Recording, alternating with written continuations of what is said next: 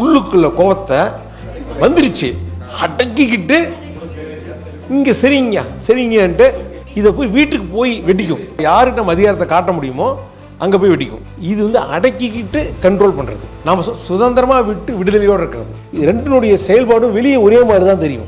உள்ளுக்குள்ளே 100% வித்தியாசம். தண்ணியினுடைய ஓட்டத்தில் தன்னைத்தானே தூய்மைப்படுத்திக்கூடிய ஆற்றல் தண்ணிக்கு இருக்குது. அது மாதிரி தாங்க மனசு தாமாக தோன்றி அது தாமாக செயல்படும் போது அது ஒரு தூய்மையான மன தூய்மைன்னு கூட சொல்லலாம். ஞான முகாம் நீட்டு சொல்லி 3 நாள் நடத்துகிறோம். உங்கள் ஆயுளுக்கே ஒரே ஒரு தடவை நீங்கள் கலந்துக்கிட்டால் போதும். திருப்பி கலந்துக்கிட வேண்டிய அவசியமே கிடையாது. லைஃப் லாங்காக அது உங்களுக்கு பயனுடையதாக இருக்கும். எந்த பிரச்சனையுமே நீங்கள் எளிதாக எதிர்கொள்ளக்கூடிய ஒரு ஆற்றல் உங்களுக்கு கிடச்சிரும். ஒரு அரிய வாய்ப்பு. நாங்கள் கற்றுக் கொடுக்குற அமைப்புக்கு நீங்கள் வாங்க.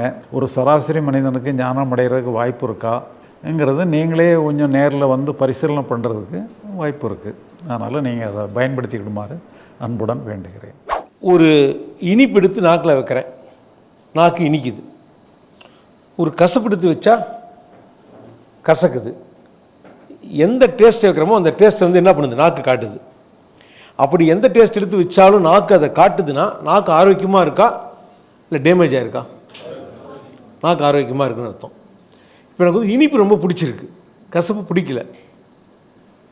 இனிப்பு வச்சா நாக்கு இனிப்பை காட்டுது, கசப்பு வச்சாலும் இனிப்பை காட்டுது, காரத்தை வச்சாலும் இனிப்பை காட்டுதுன்னு வச்சுக்கிங்க. என்ன அர்த்தம்? நாக்கு டேமேஜ் ஆகிடுச்சின்னு அர்த்தம். நம்ம உடல்நிலை கெட்டு போச்சுன்னு அர்த்தம். அப்போ நாக்கு ஆரோக்கியமாக இருக்குன்னு என்ன அர்த்தம்? எது இருக்குதோ அதை அப்படியே காட்டணும், அந்த டேஸ்ட் அப்படியே காட்டணும். அது மாதிரி இந்த மனசுங்கிறது, இந்த தாட்டுங்கிறது புற சூழ்நிலையை பிரதிபலிக்கக்கூடிய ஒரு கருவி. உங்களுக்கு ஒரு மோசமான சூழ்நிலையில் ஒரு பயம் வரும், அல்லது கவலை வரும், வருத்தம் வரும். இது எல்லாத்தையும் காட்டுறது தான் இந்த மனசு. எந்த சூழ்நிலை வந்தாலும் மனசு அமைதியாகவும் ஆனந்தமாகவும் தான் இருக்குது அப்படின்னா மனசு டேமேஜ் ஆகிடுச்சுன்னு அர்த்தம். அப்போ நீங்கள் புற சூழ்நிலையை அப்படியே மனசு காட்டுது.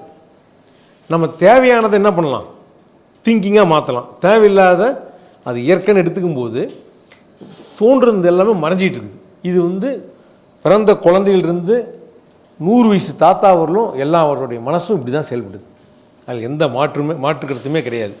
எல்லாருடைய மனசும் அப்படி தான் செயல்படுது. இந்த பிறந்த குழந்தை எப்படி இருக்குன்னா அதோட போராடுறதில்ல. இந்த மனசில் இது நல்லது கெட்டதுன்னு பார்க்குறதில்ல, அதை பிடிச்சி வைக்கிறதில்ல. எது வந்தாலும் ஓகே, அதோட போராடுறதே கிடையாது. எல்லாமே தோன்றி மறையுது. நம்ம என்ன பண்ணிட்டோம், அறிவு வளர்ந்த நாம் என்ன பண்ணிட்டோம், வெளியில் எத்தனையோ நல்லது கெட்டது வச்சுருக்கோம்ல, இதை வச்சு மனசை பார்க்கும்போது இது நல்ல எண்ணம், இது கெட்ட எண்ணம், இது நல்ல உணர்வு, மோசமான உணர்வு பிரிக்கிறதுனால தான் என்ன பண்ணுறோம், நல்லதை தக்க வைக்கிறதுக்கு முயற்சி பண்ணுறோம், கெட்டதை அப்புறப்படுத்துறதுக்கு போராடுறோம். அப்படி ஒன்றுமே இங்கே பண்ண தேவையில்லைன்னு முடிவு எடுத்துட்டா இதுதான் சும்மா இருத்தல். அகத்தளவில் நமக்கு நம்முடைய எண்ணத்தை மாற்றக்கூடிய எந்த வேலையும் இல்லைன்னு கண்டுபிடிக்கிறது தான் மிக முக்கியமான விஷயம். தேவையான எண்ணத்தை நீங்கள் டெவலப் பண்ணிங்க. இப்போ ஒரு நம்ம தொழிலில் ஒரு லாஸ் ஆகுது, பெரிய வருத்தம் வருது. இந்த வருத்தம் வர்றது இயற்கை தான் எடுத்துக்கிட்டு வெளியில் என்ன பண்ணுன்னு பார்த்தீங்கன்னா அந்த லாஸிலிருந்து மீள்றதுக்கு என்ன பண்ணுங்கிற அறிவு நமக்கு வேலை செய்யும். ஆனால் அந்த வருத்தமே வரக்கூடாதுன்னு உள்ளே போராடும்போது என்ன ஆகும், அப்போ தான் என்னென்னா அந்த எண்ணம் வலுப்பெறும். எந்த எண்ணத்தை நீங்கள் திங்கிங்காக மாற்றுறீங்களோ அது உங்களை விட்டு மறையிறதுக்கு சான்ஸே இல்லை. எப்போ நீங்கள் திங்கிங்கிலிருந்து விடுபடுறீங்களோ அப்போ தான் அது மறையும். நம்ம நிறைய பார்த்துருப்போம். ஒரு நல்ல தண்ணி தான் ஒரு குளத்தில் தேங்கி நிற்குது, மழை நீர், ரொம்ப தூய்மையான தண்ணி. அது தேங்கி நின்றுச்சுன்னு வச்சிங்களேன், கொஞ்ச நாள் வெயில் பட்டு ஆச்சுன்னா என்ன ஆகும், பாசம் பிடிக்கும், புழு வரும், அது ஒரு மோசமான தண்ணியாக மாறிடும். ஒரு மோசமான தண்ணி தான் சாக்கடை இருக்குது, அதை ஓடிட்டுருக்கக்கூடிய ஒரு ஆற்றுல கலக்கிறாங்கன்னு வச்சுக்கோங்க, என்ன ஆகும், இந்த ஆறுனுடைய ஓட்டத்தில் அந்த ஓடி தூய்மையாகி அடுத்த ஊரில் என்ன பண்ணுவாங்க, கோயிலில் ஒரு புனித நீராக எடுக்கிறதே அந்த ஆற்று தண்ணி தான் எடுப்பாங்க. சுத்தமான தண்ணி ஆற்று தண்ணி தான் எடுப்பாங்க. அப்போ தண்ணியினுடைய ஓட்டத்தில் தன்னைத்தானே தூய்மைப்படுத்திக்கூடிய ஆற்றல் தண்ணிக்கு இருக்குது. அது மாதிரி தாங்க மனசு தாமாக தோன்றி அது தாமாக செயல்படும்போது அது ஒரு தூய்மையான மன தூய்மைன்னு கூட சொல்லலாம். அதுதான் ஒரு ஆரோக்கியமான மனம்னு சொல்லலாம். நல்லதுன்னு தேங்கினா கூட அது நமக்கு உடம்புல மோசமான விளைவு உண்டாக்கக்கூடிய ரசாயன மாற்றத்தை உண்டாக்கிடும். அப்போ மனசு எப்படி இருந்தால் ஆரோக்கியம்? குழந்த மாதிரி இருக்கணும். குழந்தையோட மனசு எப்படி இருக்குது? பிரவாகமாக இயங்கிட்டு இருக்குது. அது தோன்றி மறைஞ்சிக்கிட்டே இருக்குது. அது தாமாக இயங்கக்கூடியது எல்லாமே சரியாக தான் இயங்குது. நம்ம தேவையானதை எடுத்து என்ன பண்ணணும்? வெளி செயலுக்கு பயன்படுத்திக்கலாமே தவிர அதை சரி பண்ணுறதுக்கு நம்ம உள்ள வேலையே கிடையாது. அது அங்கே நமக்கு அங்கே எந்த வேலையுமே கிடையாதுன்னு புரிஞ்சுட்டா போதும். ஆறு ஓடுது, வேணும்னா அள்ளி குடிச்சிக்கலாம், தண்ணி வேணும்னா அள்ளி குடிச்சிக்கலாம், வேணாம்னா அது போயிட்டு தான் இருக்குது. ஆறு அழுக்காக இருக்குது, கை வச்சு தள்ள வேண்டிய அவசியம் இல்லை. நீங்கள் மனசை சரி பண்ண வேண்டிய அவசியம் இல்லைன்னு கண்டுபிடிக்கிறது தான் இந்த ஞானமே. அப்போ இதுவரை மனசுக்காக நம்ம எத்தனையோ பயிற்சிகள் பண்ணியிருப்போம், எத்தனையோ தியானங்கள் பண்ணியிருப்போம். நீங்கள் அங்கே உங்கள் பொறுப்பை விட்டால் மட்டுமே போதும். அப்படின்னு என்ன அர்த்தம்னா, நீங்கள் அது மனசில் வர எல்லா எண்ணத்தையும் நீங்கள் செயல்படுத்தணுங்கிற அவசியம் கிடையாது. தேவையானதை சிந்தனைக்கு எடுத்துக்கிட்டு நீங்கள் சிந்தித்து செயல்படலாம். தேவையில்லாத அது சம்மந்தமாக வேலை இல்லைன்னு கண்டுபிடிச்சா மட்டுமே போதும். எது தாட் எல்லாமே இயற்கையானது. அது இப்படி வேணாலும் வரலாம், இப்படி வேணாலும் போகலாம். திங்கிங்கிறது நாமளாக செய்யக்கூடியது. நம்மளாக பண்ணுறதை மட்டும் ஒரு பாசிட்டிவாக இருக்கணும், தேவையானதாக இருக்கணும். இல்லைனா டோட்டலாக அங்கே வேலையே இல்லை. இது உங்களுக்கு நல்லா புரிஞ்சிச்சா? Very good. இல்லை, அந்த மாணவனுக்கு புரிஞ்சிச்சுன்னா எல்லாத்துக்கும் புரிஞ்ச மாதிரி தான். புரிஞ்சாக்கண்ணே? Very good, very good. ரொம்ப சிம்பிள் பண்ணியாச்சு. தாட்டில் வேலை இல்லை, அதை சரி பண்ண வேண்டிய வேலை இல்லைன்னு கண்டுபிடிக்கிறது தான் இந்த கண்டுபிடிப்பே. இந்த ஒரு கண்டுபிடிப்பு உங்களுக்கு எல்லாத்துக்குமே அப்ளை ஆகும். எவ்வளோ பெரிய பிரச்சனை, ஒரு கோவம் வந்துருச்சு, பயம் வந்துருச்சு, வருத்தம் வந்துருச்சு, பிளான் பண்ண முடியல, லைஃப் எப்படின்னு பண்ண முடியல, எதுக்குமே நமக்கு வேலை இல்லை. அது சம்பந்தமான வெளியில் என்ன வேலை இருக்குது அப்படின்னு பார்த்தா மட்டுமே போதும். இந்த நிலையத்தான் எல்லா ஞானிகளும் வந்து அடைஞ்சாங்க. இதை நாம் கஷ்டப்படாமல் இப்போ வந்து அடைஞ்சிருக்கிறோம். என்னன்னு கேட்டிங்கன்னா, அவங்களாம் எப்படி அடைஞ்சாங்கன்னா, மிகப்பெரிய முயற்சி எடுத்து எல்லா முயற்சியும் தோல்வியடைந்து ஒரு கையறு நிலையில் அங்கே ஃபெயில் ஆகிட்டாங்க.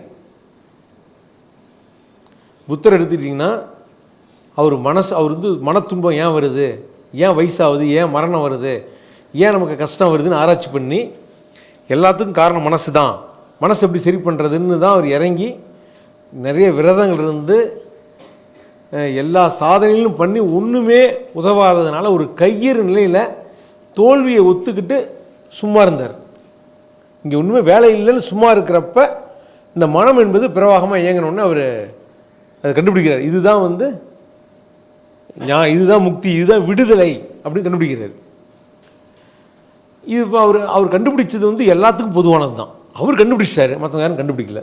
கண்டுபிடிக்காதவங்க உள்ளே நம்ம போராடிட்டு இருக்கிறோம். கண்டுபிடிச்சவர் அதை வந்து நமக்கு அங்கே வேலை இல்லைன்னு கண்டுபிடிச்சது தான் புத்தர் கண்டுபிடித்த மிகப்பெரிய கண்டுபிடிப்பு.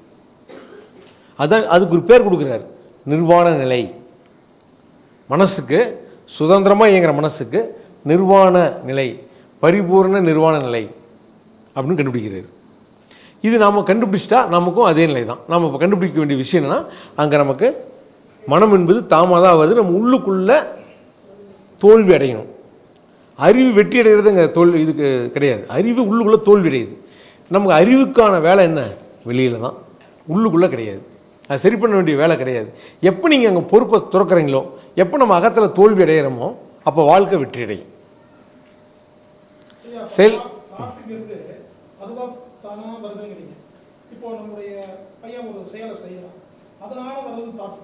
ஆமாம்.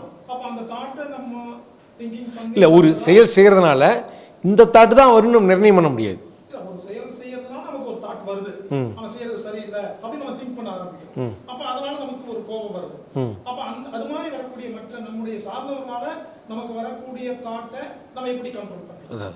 இங்கே கண்ட்ரோல் என்பதற்கே தேவையில்லை.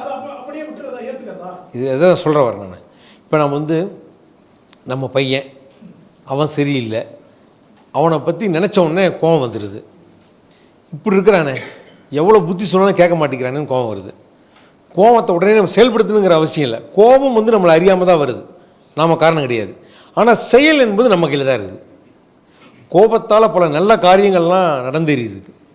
அப்போ எப்படி செயல்பட்டால் அவனை மாற்ற முடியும், எப்படி நம்ம வந்து செயல் மட்டும்தான் நம்ம கையில் இருக்கே தவிர கோபத்தை நிர்வாகம் பண்ணுற தகுதி நமக்கு கிடையாது.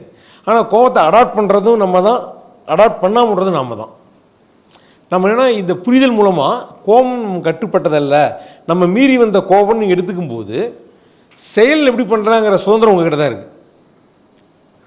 ஆனால் கோபம் வந்து நீங்கள் அது எப்போ நீங்கள் அதுக்கு பொறுப்பை துறக்கிறீங்களோ அப்போவே வந்த கோபம் தானாலே மறைஞ்சிருது. இது வந்து கோபத்தை வெல்ல வேண்டிய அவசியமே இல்லை.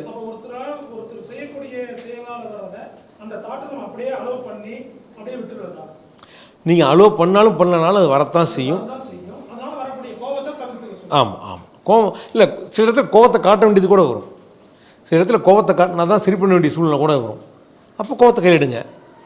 கோபத்தை நீங்கள் கையில் எடுக்கிறதும் எடுக்காதும் உங்கள் கையில் தான் இருக்குது. அது வரதை தடுக்க முடியாது.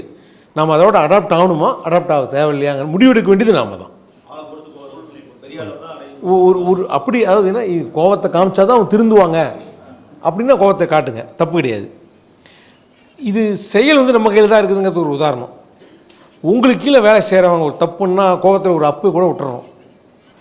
ஆனால் உங்களுக்கு மேலதிகாரினால உங்களுக்கு கோபம் வருதுன்னா கோபம் வந்து ஒன்றும் பண்ண முடியாது. ஆனால் என்ன பண்ணுவீங்க, அங்கே அடிக்க மாட்டீங்க, ஐயா சரிங்கய்யா சரிங்கய்யா அப்படிங்கிறோம்ல. அப்போ செயல் நம்ம கையில் தான் இருக்குது. இங்கே செயல் வந்து நம்ம கையில் தான் இருக்குது. இன்னொரு விஷயம் அடங்கியிருக்கு. அந்த சரிங்கய்யா சரிங்கங்கிறாங்கல்ல, அவன் எப்படி பண்ணுறாங்கன்னா உள்ளுக்குள்ள கோபத்தை வந்துருச்சு அடக்கிக்கிட்டு இங்கே சரிங்கய்யா சரிங்கன்ட்டு இதை போய் வீட்டுக்கு போய் வெடிக்கும். யார்கிட்ட நம்ம அதிகாரத்தை காட்ட முடியுமோ அங்கே போய் வெடிக்கும்.